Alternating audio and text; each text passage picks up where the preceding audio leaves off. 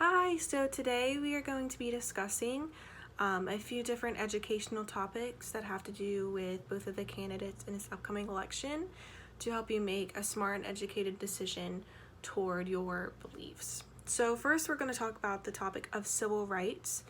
The Democratic candidate wants to restore education civil rights with guidance from the Obama administration. For example, if students of color are being disciplined proportionately. Another example is for transgender students to have rights to access to bathrooms and locker rooms, that should match the identity of the gender for which one that they use. The Democratic candidate will also require schools to come forth with policies about bullying and harassment, and will put an end to Trump's rule on schools and sexual misconduct. The Republican candidate for civil rights believes that the Obama administration has created unsafe school environments. He also promises to give fast answers and resolutions to civil rights complaints about schools. And the Secretary of State's rule is doing more to protect the rights of the accused. So moving on to the coronavirus pandemic, the Democratic candidate believed that educators need more emergency funding and guidelines from the federal government to help them make schools reopen. And they also released a 5-step plan for how schools can safely reopen. The Republican candidate has vaguely said that schools should reopen, and he has also said that schools' funding will be threatened if they do not open. He also believes that school staff are essential workers, meaning that schools need to reopen in order to help the economy. Moving on to desegregation, the Democratic candidate is going to use magnet schools and transportation initiatives to promote desegregation. The Republican candidate has vowed to protect the suburbs' low-income housing and crime, assuming that this is linked to segregation in suburban schools. So education funding is another huge issue, because how else is the education community going to thrive without funding? So the Democratic candidate is promising to triple federal funding for schools for low-income households, which would make this Title I funding to roughly $49 billion per year. And he also wants to fully fund individuals a part of the Disabilities Education Act within 10 years. The Republican candidate is cutting education funding by as much as 13.5%. And he believes that money should be directed to families to spend at schools of their choice.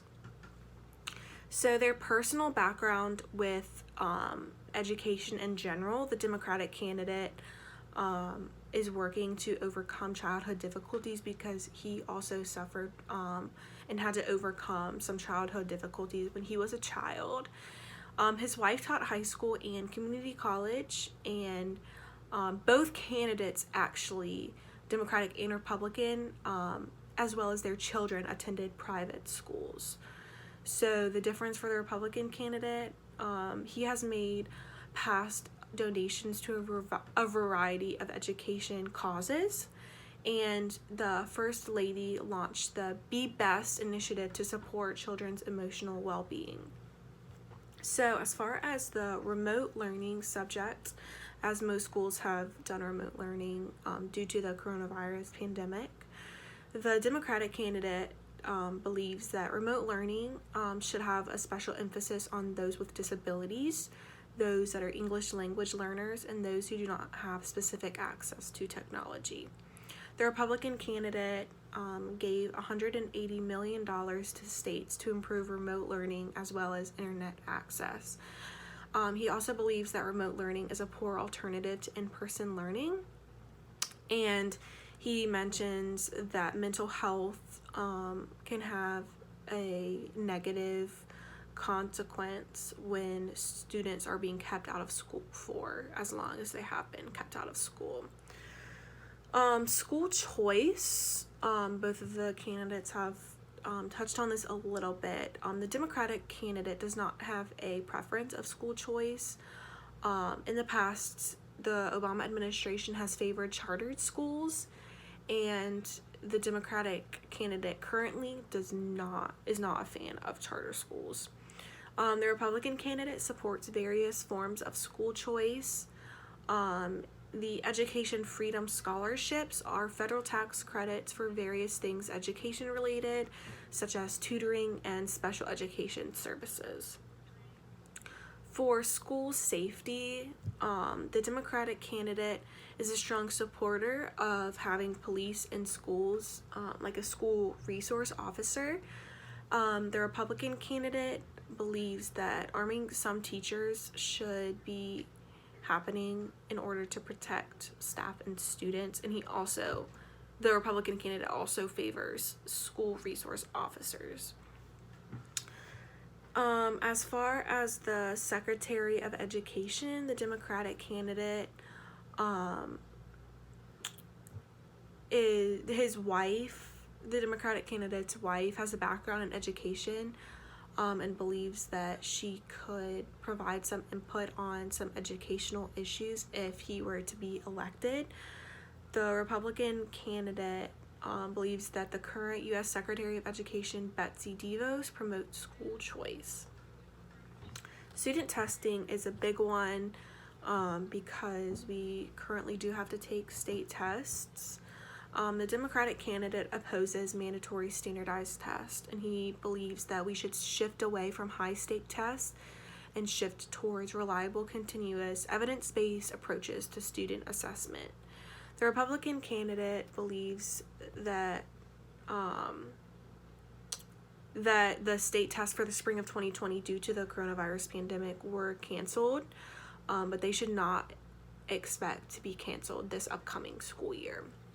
So that's a big thing because most schools are not fully in person, and if they were, some teachers might disagree with that because they don't think that they should have to take state tests if they haven't been in school. For teacher pay, the Democratic candidate plans on increasing teacher pay, and he wants to focus on boosting those salaries who work with disadvantaged students. And after this year, after seeing all that teachers really do, he believes that teachers have the most important job. As far as teacher pay goes, the Republican candidate has not spoken on this issue a lot. The vice presidential picks for this upcoming election, the Democratic vice president pick is Kamala Harris, a former California senator. She was involved in a charter school company called K-12. She believes that parents do not push their children to attend school, and that those who do not should be punished. The Republican vice presidential pick is Mike Pence. He supports schools reopening. He would like to expand the state charter school funding, and he would like to lift school vouchers for elementary students. And another important thing is he voted against the No Child Left Behind Act. A couple other things: the Democratic candidate plans to provide universal pre-kindergarten to 3 and 4-year-olds, and the Democratic candidate also would like to do more home visits to help parents in the early stages of their childhood development, because he knows how tough that can be. And the Republican candidate criticizes the current history curriculum, and he believes that schools should teach American exceptionalism. So after hearing these education topics differ between the two candidates, I hope that you make the best decision, that you believe that which candidate will do best for the education field as a whole.